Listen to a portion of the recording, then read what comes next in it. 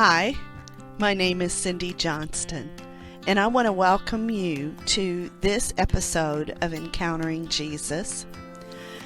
Meeting Jesus face to face is something most of us do not realize is an option. I know the Lord took a long time in getting me to a place where I could even grasp that idea. And one of the things recently that He showed me was in, I want to say it was Exodus. And you'll see two accounts in there of Moses first going into the tent of meeting and meeting God. The cloud came in, and it actually says that he met with God face to face.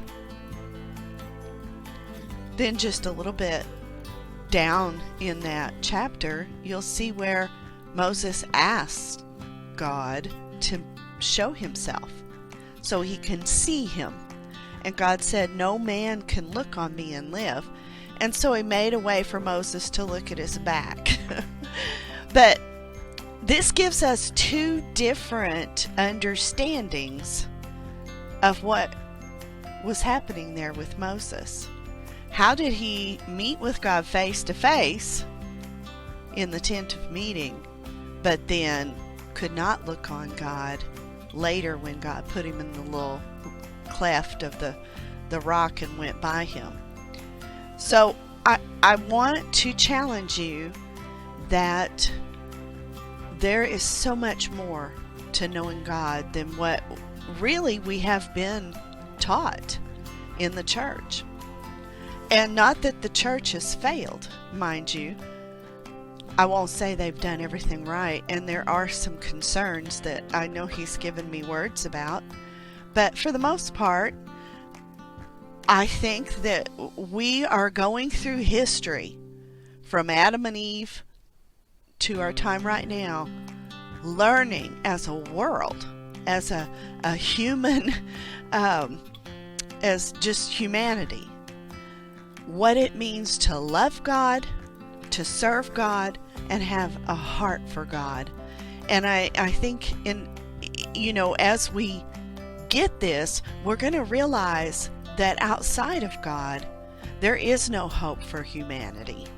And I think that's the part of the bigger picture that we're going to get in these last few years. I don't want to say we're at the end here, but we all have a perspective on that, so you'll just have to put up with me on that one. But I think that's the biggest point that He's trying to make for us all right now, is that even with all our technology, even with all the best programs, all the humanitarian efforts,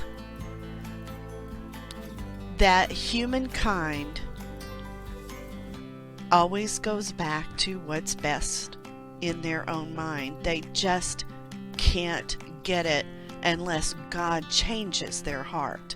And didn't God say that? He said, there's coming a time I'm going to write my law on their heart. And of course, whoever wrote that was thinking law, because that's what was at the time, was they were, Moses brought the law. Now, he was experiencing God face to face, but yet he brought the law, and the law was what they had at that point to help them understand when Jesus came that there was a better way, that they could not get free of the guilt of the all the things that come, because there was nothing to remove it. Yes, they had sacrificing of animals, but it was limited. And that was the whole point. We got to understand, God is just basically trying to take our thoughts along and help us understand we can't do this. We have to have Jesus's love in our heart to write the law of love there. He brings in that element to our hearts that transforms them. So I want to bring you today what he told me, and this show is particularly going to be about this, is what is he showing me now? I have these divine encounters. I see things. I don't see them in the natural. I don't even see them in my mind's eye like a lot of people get prophetic words and visions. I think as the times get more difficult and more convoluted spiritually, which I do believe that's happening. I believe the forces of the enemy have learned how to get into every aspect of our relationship with God except what comes from Jesus Christ himself. And that's why it's so important right now to have these face-to-face encounters. So here's what he showed me today.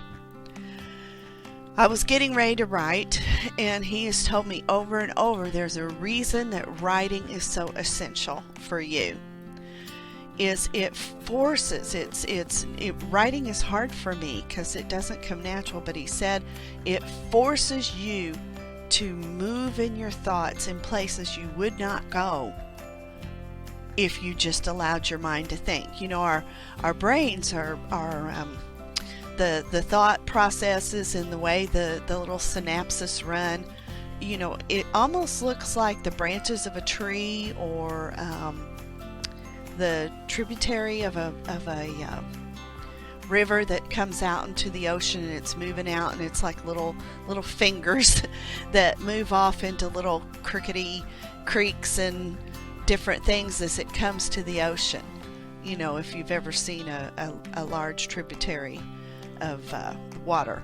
And that's what he was talking to me about, because he said that particularly those people who have emotionally charged areas of their lives, they have wounds, trauma, mental and emotional issues that they've never been able to get free from. He said when you meet with him face to face, there's this union that happens, and this place where he takes those basically those torrential rivers, and he begins to make tributaries, where he can move them off into smaller little creeks and little streams, and so that diffuses the power of that rolling river almost it's out of control when we get really wound up. So I'm sorry if you can hear the neighbor's dog barking, but at any rate, that was what he showed me, that we have got to begin to make time for these face-to-face encounters. If you do not see and meet Jesus face-to-face in the Spirit, like you will read Moses did in the tent of meeting, if you're not doing that, then I am setting up I have a Facebook page set up. It's called Encountering Jesus, but bigger picture, I am moving into making what I would call an e-course, or a way to have daily short little 10, 15 minute, 20 at tops moments where you're gradually setting up your thoughts, your heart. I will address all the different areas that he showed me so that I could begin to have daily encounters like this, and where I could see him and hear him and experience him. And when you've gone through trauma, when you've really, especially if the trauma had come from people in authority, you have a really hard time in trusting anyone in authority. And only after these encounters have I started trusting Jesus. It was scary to tell people that I didn't, because of course that didn't sound very Christian. But now I look back and the fear is still an issue, but it is so much better, because he's begun to funnel off the intensity, and I'm more aware, so that I lean into him more. And so what he showed me with the tributaries is not only does the water this rolling water full of all kinds of stuff. Like when a flood happens, it just gets really dirty and filled with stuff. And what he does is he takes and infuses his sweet Holy Spirit. And when he takes it, the waterway off into those places that are like the little creeks and streams, that his Holy Spirit comes and brings peace. He settles the water. And so, we just need all of that. We need all of what he brings. But I think particularly when life is turbulent and our minds are racing, and we need him, learning to develop this face-to-face encountering time is essential. It's just essential. I'm seeing in my life such small but consistent changes now.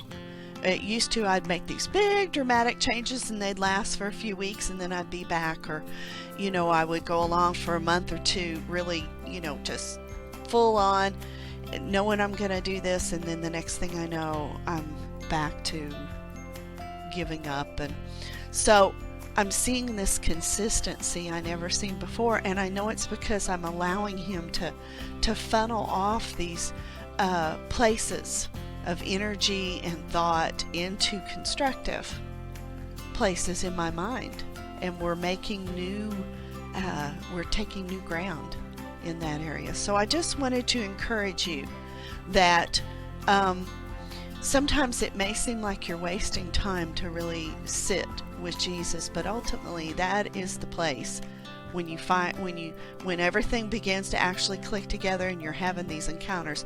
That's the place where the changes will happen. And your heart is what determines the rest of who you are. So anyway, I am dedicated to keeping these podcasts short. I call them video podcasts because I do make them into video so I can put them on YouTube, Facebook, and I am working on Instagram. So anyway, I thank you for listening, and you can find me at heavensdoor41.com. And like I said, I'm on Facebook. I'm working on Instagram. I'm there. I just don't have an Encountering Jesus page yet. And I'm on YouTube. And I have made the page for that, but I'm going to use it sparingly. I'm going to just use my main Cindy Johnston account channel for now. And so y'all can find me. And anyway, I hope that you have the most blessed day, and please leave me a comment and let me know. And of course, like and subscribe if it's YouTube. And I thank you much, and I will be back. You have a good night. Bye.